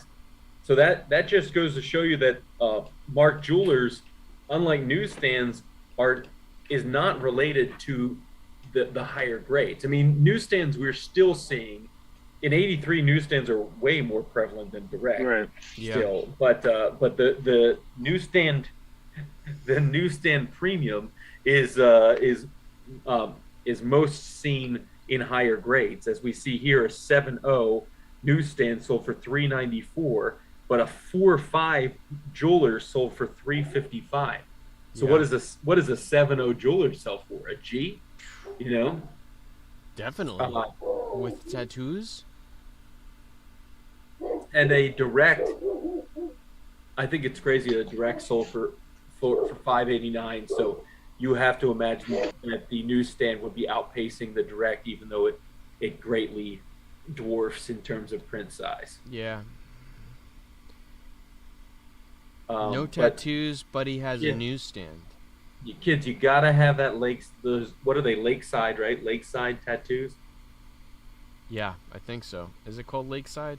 They're I not. believe They're it's- not pretty. There's like a black widow, an 8-ball, like a Yeah, I flaming believe it's thing. They're Lakeside. just. They're not even comic related. They're just weird. And I can't remember whether it's Eron's channel, but there is an FF book that has the same tattoos in it Yeah, we talked that about it. this book does, and that is It's that's actually horizontal. It's a landscape. it's a landscape book, right? I think it's oh man, it's like 242 Something like or that. something. I Like that. have 3 of them. We talked about it in one of our first chats. Yeah, do you have the tattoos in those books I though? do. Okay. I tried to marry them because my 238 also does not have the tattoos. Yeah, you I gotta had a have. couple of those I guess you gotta have incomplete- really durable staples, huh? Yeah, I don't know how to do it. I guess you gotta pull the staple out and reinsert. That's not gonna be easy. No. Not without making it look like you did something, because they'll look for like the holes a little bigger. Not like yeah. Yeah. Not to make it look like you didn't take a pair of pliers and bend Yeah, up the it's gonna be staples and really then hard yeah. to make it look legit. Listen, I'm saying if Amazing Spider-Man 238 is at the flea market, I'm buying it. I'm buying it for $2. Um, FF72. Rafaus does not have this book. I'm also going to say he doesn't have this book, although he has 4. Okay, so he had. Yeah, okay, I'm saying he doesn't have this. Yeah, I book. got to go through it quick. Let's see. No. Let me go through it on my phone and see. Well, which- you said he's a Spider-Man guy, so he's got Web. He's a Spider-Man guy. He's got he's got Secret Wars, he has the Crow we already know, and he's got ASM 238. There's his 4. You think So you he got it does not have figured out? he does not have Fantastic Four 72. I'm saying he's got 9, 5. Oh yeah, he's got Secret Wars 8, and he's got Web of Spider-Man or Sandman. Oh, 1, 2, 3, 4. Yeah, I'm going that too. So I'm gonna say he's got You're saying Sandman over Web, Hobgoblin, Secret Wars 8. Crow, Secret Wars 8, and I'm going with Ben Reilly over Sandman. That's exactly what I'm going. Yeah. I think that's it. Knowing he's a Spider-Man collector. All right, more Surfer goodness. I love this cover. Yeah. I mean, this is just trickle down. Mm-hmm. Kirby So- cover, Yeah, Kirby cover, FF Silver title. Surfer, awesome Watcher in the background. I mean, this is Awesome Watcher, no Brown. no Brown. Yeah, great cover. I like this Surfer more than I like the 50 Surfer too. That is an awesome. I gotta tell you, if I can get a 6.5 for only 35 more dollars than a 5.5, I'm buying a 6.5. Yeah, for sure. But as we can see, a 9.0 is almost triple what the 6.5 is. So there's a bigger jump in those 5 grades I'm than not there buying is in this the 2 book for. grades. I'm not.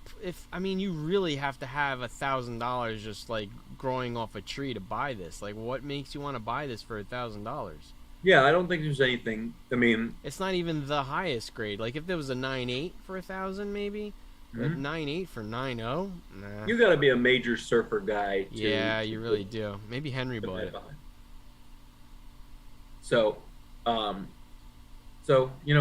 at the flea market and buy it. Buying it. Incredible Hulk 102. This book I should have bought when I first started buying comics. Period. I love this cover. You do like this cover? See, I'm not a huge fan of the cover, but I like what I like what the cover does. I don't like the Hulk, but I like what's going on. okay, I can get behind he that. has this one. Yay! Damn. Hooray, Hulk! Rafaus has the Hulk. Really? Huh. That means he doesn't have Secret Wars. Then he doesn't have No, Secret Wars. he doesn't 8. have Ben Riley. Everybody's got a Ben Riley. I don't have a Ben Riley. You I don't? don't have Ben I have Riley. like 10 of them. I'll give you one. I give them out. I give them out for Halloween. I'm going to Dolph's house No shit. That's Trick or what I should treat. do for for Halloween. fun size and I should comics. start giving out dollar books. Nobody comes to my house anyway. In the I've lived here since 2003, and I've had 2 people come to my house for Halloween. That's crazy. You're in a neighborhood, for gosh sakes. Nobody comes up this because everybody flies up my street. This book is still. I think this book's still undervalued at these prices, don't you? Very. I mean, especially the fact that, again, we're not talking about 3 grades between a 5.5 and a 7.0. Here's And what is that? the That thing is a $58 difference for 3 grades. The thing about the other relaunches, though, it's Iron Man 1, it's Submariner 1. Right. Everybody, it's like the same with Captain America. They're thrown off by the 102. Yeah. So they Yeah, don't but- know. But I mean, this is the same thing with freaking Strange. Strange. You know, Cap, Strange is Captain America's relaunch, this one, Hulk.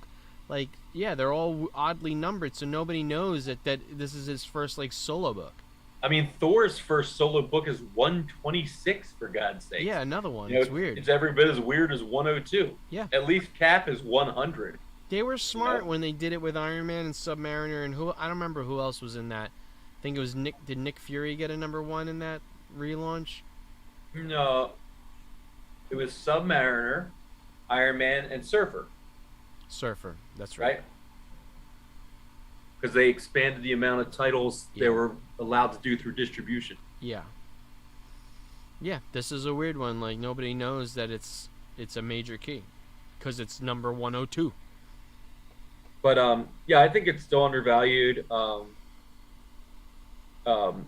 think it's going to continue to kind of creep up, and it's a good book. This would be a good book if you're a Hulk guy and just want the Hulk keys and are going to hold on to them, because I think it's going to be one of these steady gainers, you know, like 4 or 5% growth per year kind of a thing. I think a lot of these books are going to be like that. I don't think they're going to plateau and sit and go nowhere for a year. Yeah. You know. Yep. So, well, crap. Faust has Hulk 102. Now the whole thing's blown up. You guys, Everything I know to be good and true is out the window. Well, we You know guys- in 2 books you he guys has screwed the up. Crow. So he's got one of those Spider-Man books, unless he's going to throw us for a real loop. He doesn't have either of the Spider-Man books. He's going to have Sandman 1. No, Christopher has said before, Deadpool and Secret Wars 8, everybody has these True. books. Except Well, for I you. think he really said it about Deadpool, but yeah, I'm the only one who doesn't have either one of them. Avengers 8, Faust does not have Avengers 8 from No. 1964. No. Man, this book is crazy, isn't it? Like, it was up so much, and then after Loki, it didn't really drop, but it receded. The waters receded a little bit, and now we get more Jonathan Majors news, and then it's right back up. Yeah. I mean, this is a single-digit Avengers book. Like, this It is a isn't going to go single-digit down. Avengers, yeah. 3.5 sale for $1,000. That's crazy. That's crazy money. You got yours back, right? No, I never sent mine. No, you didn't send yours. That's Remember, right. mine has handwriting on it. It's a really bad copy. Like, I would say mine's like a 2.0. But for what I paid for it, for a 2.0 to come back at like probably $600, hell yeah. Yeah, I mean, that's like my freaking Tomb 10 that I sold, right? Yeah, For what I paid for it to get it back at a 3.5, I was like, holy crap. I gotta clean it up. I definitely have to clean it up. Is it grease pencil, or is it like somebody wrote something, not like a date? No, I think some kid wrote his initials, Ah, and it might even be in ballpoint, so I'm screwed. Bastard kids. But it's on the white, so you know I wouldn't be against taking a little cover to remove the pencil just for the eye appeal, because it's already low. So I don't think me taking a little piece of cover off will take the book down, because it's already pretty down. so it'll just increase the eye appeal. I have to look at it. Some things you'd sacrifice because it's that low of a grade anyway. You know what I mean? It's the same thing with like cleaning and pressing.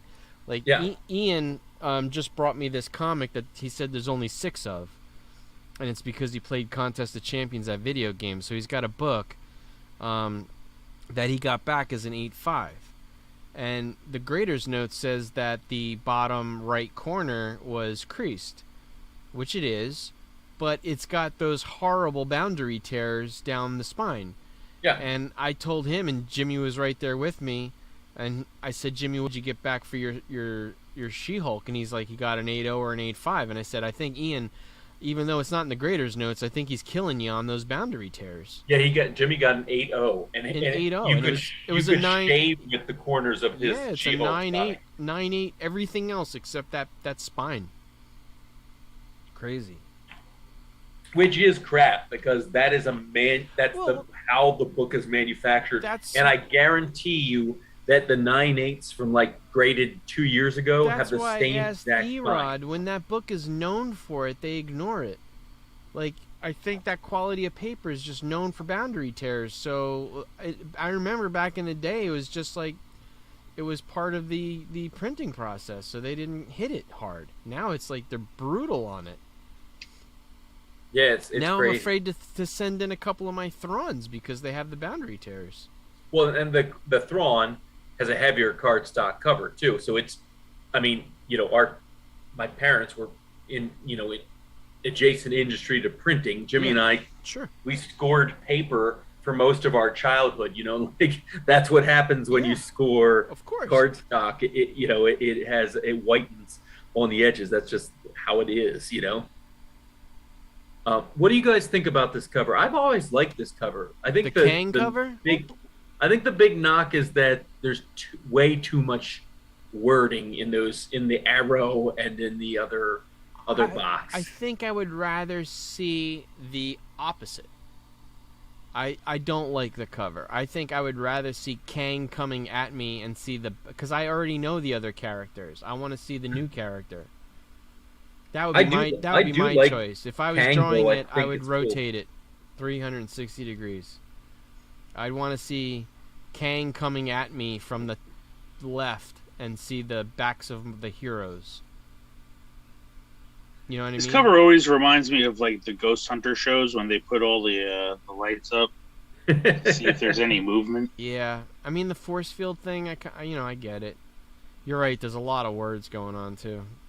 Yeah, I do like Kang though. I mean I get what you're saying. It would have been cool to see him at least in directly facing you, or at least in a little more profile. But I still get the cool vibe of this being Kang still from that picture. So is that oh my God, what's his name? Hulk's friend. What's his name? Shoot. Oh my God, I have to look it up now. Unless somebody says it. Well, unless Rafaus says it first. Oh my God, what's his name? This is one of those, I just missed it in the Silver Age collections that I bought. Because I had Avengers 10, but I didn't have this one. Well, I still have Avengers 10. Oh, this is killing me. What's his name? Not Sam. I'm going to keep saying Sam Jones in my head. That's Flash Gordon. What's his name? What are you talking about? Oh, Rick Jones. Jones. This guy right here. I think that's Rick Jones. Because when Hulk left the Avengers, I think Rick Jones took his place.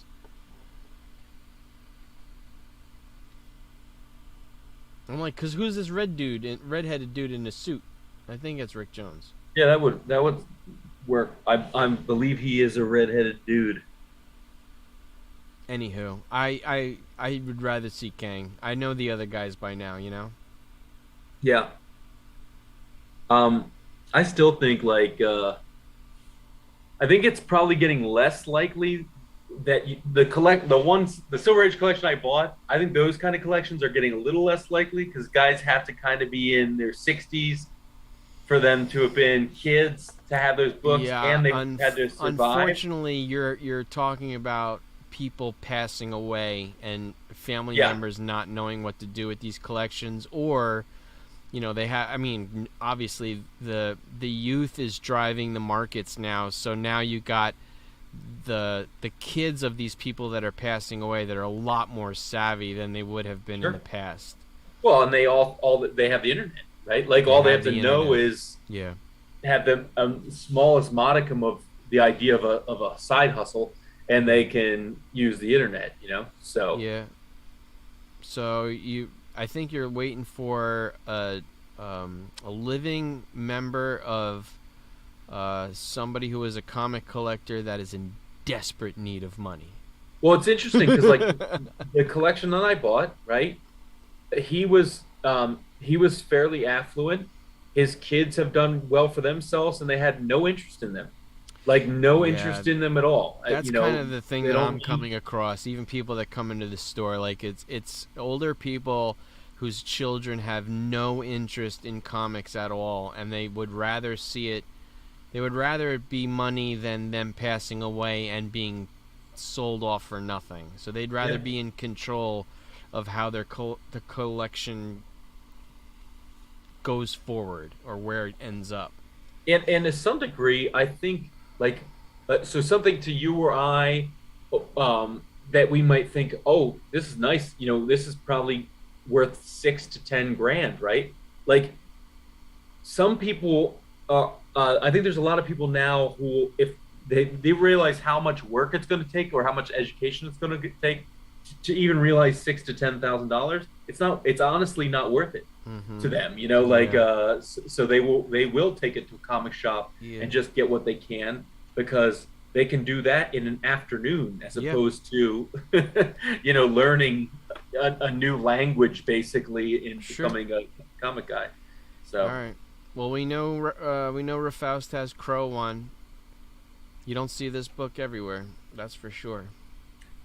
Interesting to see. Did you see at the bottom here a 7.5 sold for $80 less than a 7.0 this week? Very interesting, but see that's what a you big. said?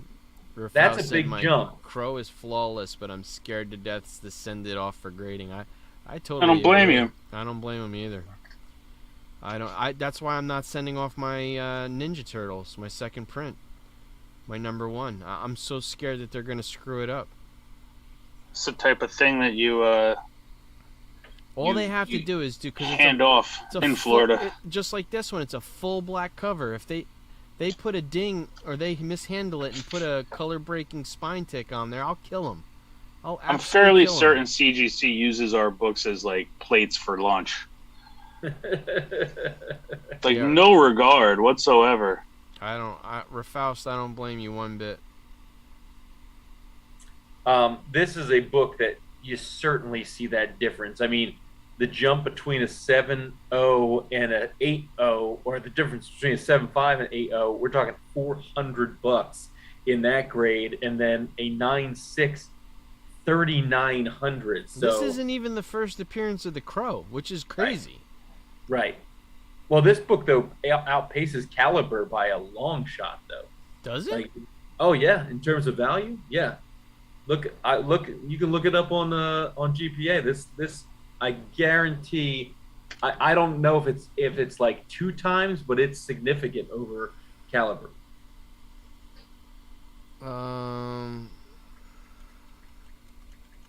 Really? Yeah. Crow 1.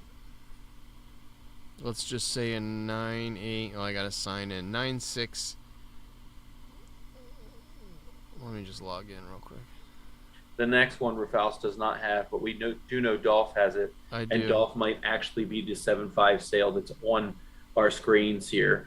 Oh, I'm sure. I might even be the 7.5.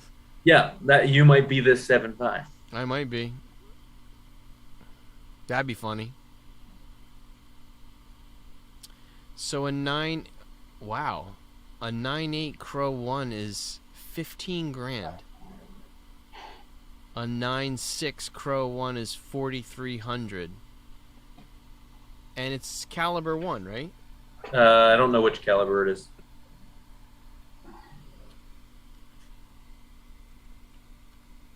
Caliber 1? What? Caliber Comics is the one. It's the first appearance of the Crow. Yeah. Caliber presents Caliber 10. Or no, Dead World 10. Caliber presents 1. First appearance of. Oh wow, you're right. 9/8/2200. That's crazy. Is it because of the census? 82. No, but that's a 7x difference. 82 9/8s. And there are. I mean, there's still 49 9/8s. Wow, this Crow 1 is. Wow. That's crazy. That's almost 7 times. It is 7 times, yeah. And Why have so a much? Caliber. Wow, he has a Caliber 1 also. Caliber 1. For Faust.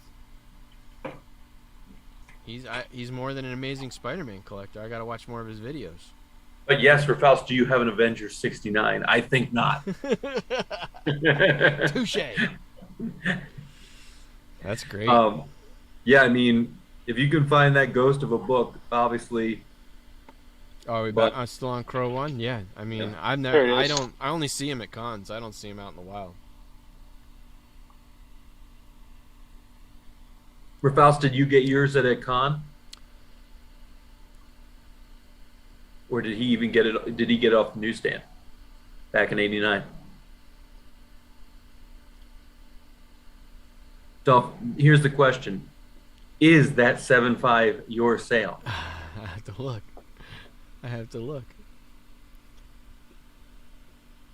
That would be a real kick in the nuts, Chris. Not only would he have, again, 8 out of the 10 books, he basically doubles down on one of them because his purchase is one of the ones that's referenced in the thing. That's him. He gets double credit for this, for Avengers 69. Ladies and gentlemen, that's his sale's 7.5 actually highlighted. I bought it for $249. His sale is actually highlighted. My sale is highlighted. First cameo appearance of Squadron Sinister. Really, everybody knows why everybody's buying it because of Whizzer. Oh, Whizzer appears way earlier than this. It's a great cover too. But yeah, I mean, you can see significant gains in the higher. That's pretty grades, funny. for sure. My sale is on Key Collector. It was only a matter of time, Dolph. Yeah, I guess so. I still don't know if you can buy this book, even if without huge significance, current significance. I don't think you can buy a low grade of this for $20.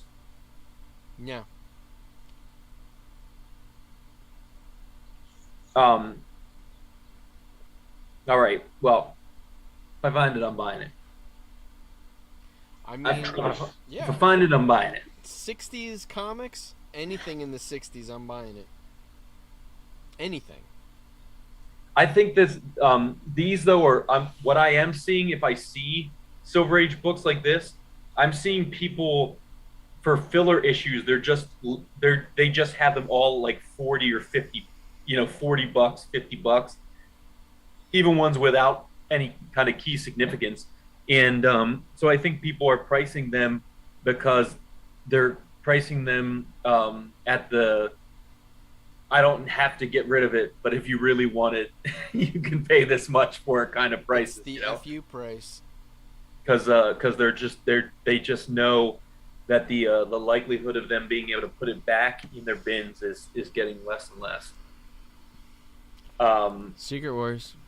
Moving on. All right, this is it. So we got Refaust on 3 books now. Mm-hmm. One of these final 3 he has. Yeah, I'm sticking with Secret Wars 8. Although I'm saying Sandman. Sandman is a great. I mean, if he's got an indie title like the Crow, I think it's more likely he has a Sandman now. I know he collects Spider-Man though. Yeah, but he is a man of refined taste. Therefore, he has the Sandman. He's got very fine taste. Refaust, I'm gonna say Sandman. I'm still staying with Secret Wars 8. You're saying Secret Wars 8, Chris? Sandman. Refaust, we got 2 votes. Sandman is your final book, and we got Jason there has got Secret Wars 8 as your final book. Tofta, you flop. You flip-flopped. He has a Secret Wars 8 newsstand off the shelf. Yes. He's got a death, but not Sandman 1. Damn. Doesn't count. Doesn't count. Doesn't Oh, count. damn. Everybody does have a Secret Wars 8. I like count. that you negated the book that he does own because he doesn't have number 1. Well, number 8's not on the list this week. I mean, and that's what we're going I mean, on. I know I didn't finish the series, look at the premium but for the newsstand on this book. yeah. Look at the premium for newsstand. A 9.8 direct, $850. A 9.8 newsstand, $2,125. Good gravy. Good gravy's right. And P.S. That first death is a great book to have. That first death is a great book. The interesting thing about this book, what they don't show is basically this book now, if you want it in 8 or above, it's going to cost you like $1.75 or more. Like it's like there's the really low grades are still like $80 or $100.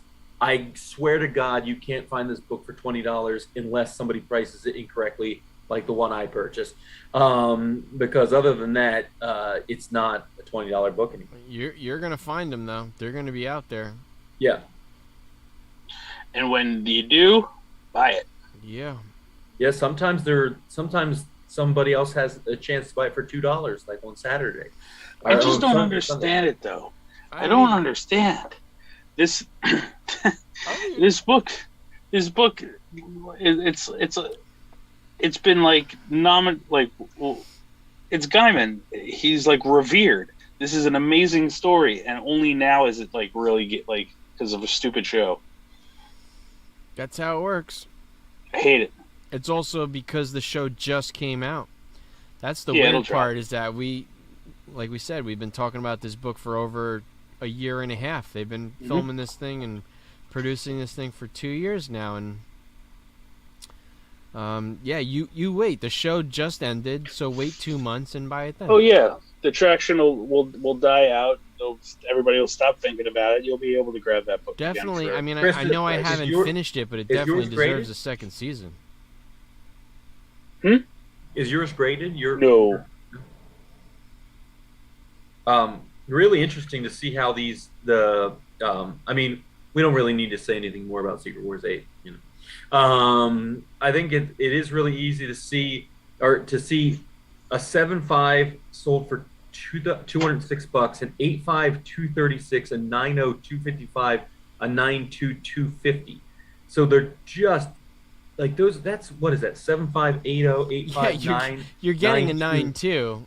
Those 5 freaking grades are within $45 of one another, but then the 9.8 is 4x that 9.2. But we know why, because that paper is horrible. Yeah. That's why. That's the thing too, because I had to check, and I have three of them, and one of them looks like it's probably at best a 9.4.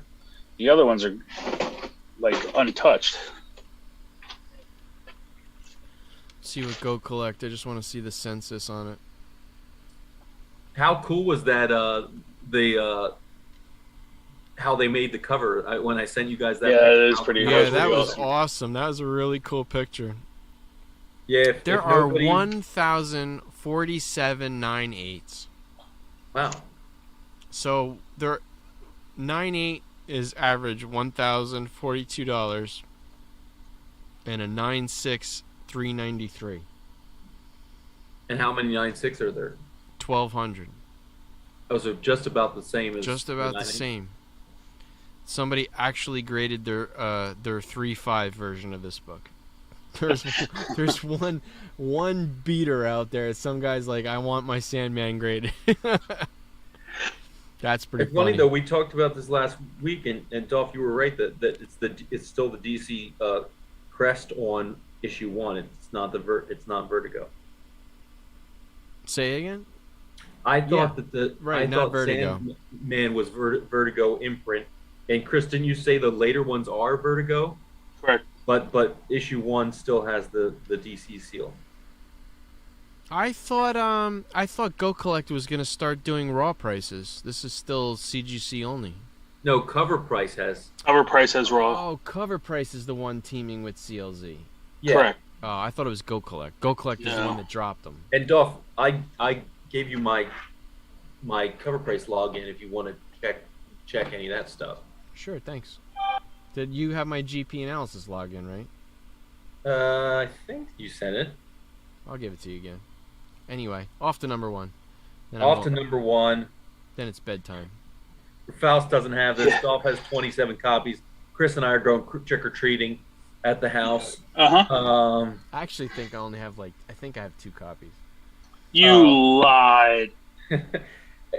This newsstand. Now I know why, because it's a little bit later. But holy crap, a newsstand 9/8 sold for $2,500, up 225% from June of this year. In 2 months, this book has increased. I mean, good on you if you bought this book in June for $769 and sold it for $2,500 this month. Good on you. I'd wonder what the census is. Like, what is the print run for a direct versus a newsstand in 1994? 94. Well, it would have already been pretty. That's big into the comic stores already, so there'd be a lot of directs. Yeah. Yes. Right. Because you have to think like Image. So Image. Well, Spawn debuts in 92, and we already know that how the swing is with Spawn. Mm-hmm. So every year beyond that, you're getting less and less by a pretty precipitous margin. And what month does this come out? November. This comes out in November 94, so it's essentially, pretty much 95. So I actually have 119. I have 119 in a newsstand I got for like $2, and it's really nice. So is but it of not course a newsstand is probably 1 in 5?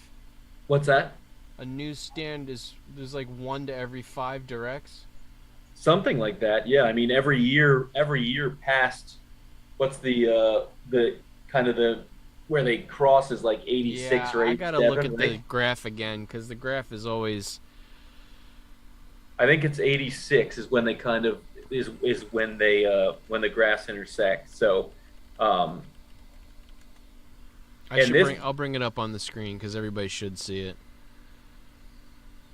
Yeah, perfect. But even a 9.6 newsstand sold for $425, and a 9.4 newsstand sold still for $270. There you go. Yeah, it's 86. 86 is the crossover between newsstand and direct. Yeah, so we'll look at 95 here. So 90%. 85%, almost 90%. Yeah, 94. It's 90%. Yeah, yep, 95 Direct. is 90-10. So newsstands are rare. I wish I kept it. I had a 4th print DC Direct Doomsday, first appearance of Doomsday. It was like a 5th print. Very rare. Those books you just have to look at too, because even Death of Superman, like the one printing is, and they look pretty much identical. They do. Some of them have different colored trade dress, but some of them just is the Roman numerals. So you just have to, DC just put the Roman numeral 2 on all their second prints, and then they went to a different barcode, and then they went to the DC Direct barcode. So by the 4th and 5th prints, like it's the barcode and not the 2. Yeah. So, but yeah, you gotta just be careful when you're looking at stuff like that, because it's you could easily miss stuff. Yeah. Anyways, this this book has it's 2.5 times as expensive. Yeah, it's not even 1 in newsstand. 5. It's 1 in 10. That's Yeah, crazy. 2.5 times. But even the direct of this book is up 37% on the 12-month average. So Now I'm gonna start looking for 1979 direct editions. well, and you need to. There's a couple of books. I think it's Eternals 1 I think it's Eternals one.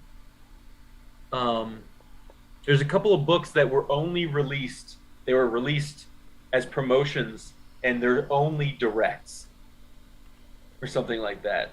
There's like 4 books, or 3 or 4 books. You'd have to look it up, but they're only directs. 1979. Here's a Star Wars number 27 direct edition, $10. But I mean, it's the same thing as a newsstand. It's only 10. It's saying 6%. Yeah, yeah. For whatever reason, it hasn't resonated the same way. Uncanny X-Men 123 direct edition, 1979. Second appearance of Arcade, $20. And the direct edition at that point in time just have the diagonal line across They the had barcode, the diagonal right? line across the barcode. Yeah, it's funny. It's the reverse psychology of people just buying up newsstands when it's actually at 6% is even rarer than a 94 newsstand. Yeah, see, look. We just pulled two 27s, both newsstands. Both newsstands, yeah. That's funny. Yeah, something about newsstand craze. Because I know a guy who went crazy and bought a whole bunch of like 85 Spider-Man for like, these are all newsstands. I was like, there's more of those than directs. Yeah. He's like, got a great deal on them. I was like, yeah, there are a lot of them out there. Yeah. Yeah, but I have, as far as Star Wars goes, the original run, I have one of the pinnacles of rarities. You do. It's your number 2 or number 3? Number 4, actually. Number 4, number 35 4. It's Four was Vader, the last one. It's the Vader head cover, right? Mm-hmm. Yep. And is that, Chris? Is it a 50-cent price variant? Is that what it went It's up a to? 35-cent price variant. Does 35. Black Cat have a direct? They were ASM 30 cents 194. at the time, and in select cities they did the 35-cent variant for like a month to see if that was the whole thing, to see if they would be able to sell comics at 35 cents rather than 30. And then you see everything changed to 35. It does have a direct edition. I was gonna say Black Cat should have a direct. Yeah. Yeah. It's 194, so it would have been what? That's also 79, isn't it? So there's yeah.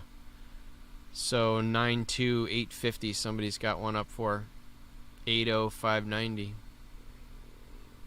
Yeah, so because, a little more. Because Hobgoblin's 238 and it's not 83, and they're releasing 12 issues a year, so that's minus 36. So 83, you're only at 202. So that means Black Cat's either going to be It does somewhere. show a little bit more. 194, you said? The 590 for an 80. I don't know what 590. So I'm looking at an 80. Oh, that's a direct too. 80. No, that's a direct too. Jeez.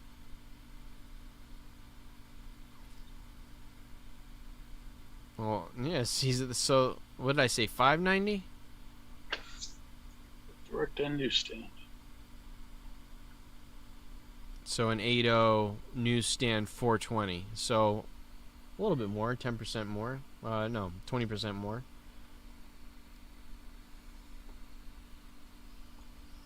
That's weird. All right, boys and girls. Mine is a newsstand. Maybe we should get Rafaust in the chat since Chris can't join us. Yeah. Rafaust, do you want to have a chat?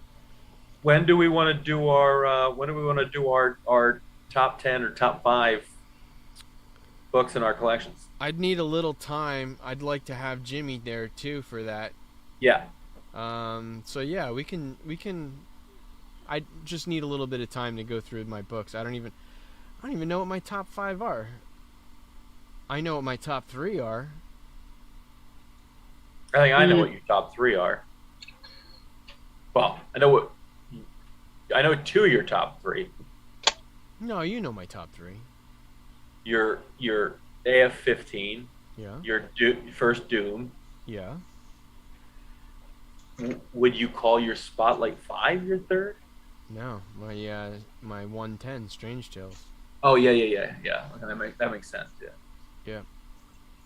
Then probably my ungraded TMNT1. Yeah. I don't even know what that goes that's for incredible. now. It's a second print, but I mean it's still Yeah, high it's grade. incredible.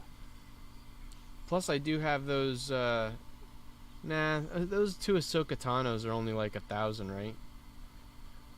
Yeah, I think though, it I think I would I was consider a your graded top 10 8.0. doesn't have to be your most expensive either. Like Yeah. what you think your top 5 are, Hmm. Because I don't. If I thought about what my top 5 are, FF48, FF49, ungraded, ASM 300 newsstand. Oh, nice. Oh, my Daredevil 1 is definitely up there. I Yeah. forgot. I forgot about that. I don't know. I Yeah. think that would definitely be in my top 5, and I don't know about my 5th one. Probably that. Probably my AF-15, my Strange, my Doom, my Ninja Turtle second print, and my Daredevil 1. Oh, Chris, just as an FYI, Dolph checked on the status of my books that got to Yeah. TGC last October, Yeah. and Oh, they yeah? show as in grading and encapsulation They're in grading. now. You logged Oh, in, though, and Jesus. looked at it yourself, right? What's that? Did you log in and look at it yourself? I got your thing. I didn't look at it myself, but I did Okay. see your highlight that it said grading encapsulation. It said grading and encapsulation, but it's weird. You would like there to be some logic where if something falls off of my pending, I can add it back on and to watch it, but it's like it I just just think there disappears. should be some logic that if the thing is still outstanding, Yeah. it can't fall off of your Yeah, you exactly. can't fall off of your current orders or whatever, Ridiculous. Ridiculous. So hopefully I get those back before Comic-Con. That would be nice. Are you gonna try to like go in there and sell them? No, I won't. I'm not selling the Doom at all. I have no interest in selling the Doom. I really, really want to see what that, because I worked magic on that book. Oh yeah, You said it was a mid grade when you gave it to me, like a 5.55. yeah. I think it was still, though it's still square bound and it's got a little split. So I don't know depending on how. I mean, you cleaned like a pound of dirt off it. Like It is. you cleaned about as much potting soil as you put in a planter off of the cover of that book. So I don't remember what I graded it, but I want to say it's a 9, maybe a 9.2. what's that? That Doom book. Oh, my Doom book? No, I think it's like a 6 I at don't know, It's best. been a while since I looked at it. I want to see that thing come back over an 8.5. I'll be so happy. And listen, I got that book for $22, so I'm happy with whatever it comes back. But it's gorgeous. I honestly, that is my most proudest moment. That book. I made that thing from like dirty to like beautifully white. Like everything was so responsive to cleaning and pressing. The Doom trade dress was like bright white when you were done with it. Yeah, it looked so good. I was like, I could hear like angels singing. Like this is. But my, you this is but my you proudest moment. you destroyed like 25 cotton rounds on that bad boy. Yeah, I did. I definitely did. Yep, I cleaned the crap out of it. So I yeah, gave, we'll I see. gave Erod some of that cleaning juice, and he saw me the other weekend. He's like, "It's good stuff." He's like, "That thing performs magic." It's really good. I found it through a guy on YouTube, and since I'm in like the chemical industry, I was able to get like 2 pretty big samples of it. It's some good stuff. Not to be you have to treat it with a lot of respect though, because it could take cover off very easily if you're too aggressive. Yeah. So Oh, I anywho. found the pictures of the Doom. Did you really? I found the pictures of the cotton rounds for sure. Oh, nice. Found the pictures of the. Don't know if it would actually show, but the dirty You can see a cotton little rounds bit looks of like the a dirt couple of there, yeah. looks like a couple of pierogies. Yeah. and then you did work on that Spotlight 6 too. The Spotlight 6 I think is pretty high. Is like I think it'll probably be like a 7. Yeah. That book was pretty clean as it was. So the picture you sent me of the Doom was a close up of the Doom trade dress, which is very bright. Yeah. But I think I would have to look back at a picture of the pictures I sent you and Jimmy to see what it looked like. See if here it is. I actually don't know. There's not really much of a spine split On your Spotlight, no on the Doom. there's a spine Still- split. There's a little stuff at the bottom, just a little. I still think it's gonna be like a. I'd be happy with 6. There's a little corner crunch in the bottom corner. There's a couple finger bends in the top. There was really nothing in the whole middle of the book, and the back cover was really well. The back cover after you got it clean was really clean, but some stuff on the edges for sure. They really mailed in the faces on the corner box of that one. The Submariner looks like a bugle, you know, a bugle with hair, and then Human Torch looks like one of those Red Hot candies, or like possibly like a what do you call the candy corn for Halloween? Yeah. That's what his face looks like. So that's a rough looking corner box. Oh well. All right, boys. I'm ready. All right. I'm gonna go watch the Yankee game and go to sleep. All right, boys. Rafaus, thanks for joining us, man. Oh, I gotta leave, don't I? Till next time. Yeah, till next time. Peace. Peace.